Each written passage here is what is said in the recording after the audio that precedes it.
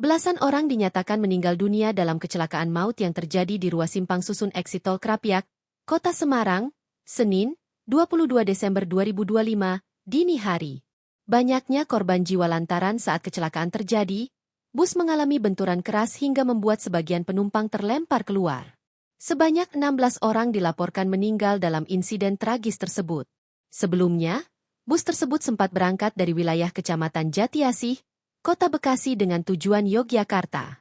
Menurut salah seorang penjual tiket bus, Andri, kendaraan itu berangkat sekira pukul 18 WIB dengan membawa penumpang seorang laki-laki.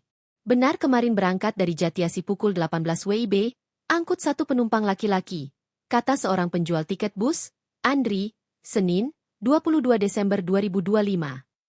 Namun, Andri belum mengetahui secara pasti apakah total penumpang yang berangkat dari kawasan Bekasi dan Jakarta hanya berjumlah satu orang atau tidak. Mengingat ada sejumlah titik penjemputan lainnya di sejumlah wilayah. Sekira pukul 00.30 WIB, bus diduga melaju dengan kecepatan tinggi sebelum akhirnya kehilangan kendali.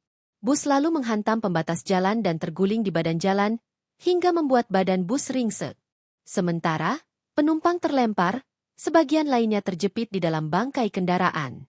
Proses evakuasi berlangsung dramatis lantaran pecahan kaca di mana-mana. Kepala Kantor SAR Semarang, Budiono menyebut, saat ini penyebab kecelakaan masih terus diselidiki. Evakuasi selesai sekitar pukul 4 waktu Indonesia Barat. Penyebab kecelakaan masih dalam penyelidikan. Namun dugaan awal bus hilang kendali saat melaju kencang dari arah Jakarta menuju Yogyakarta, imbuh Budiono.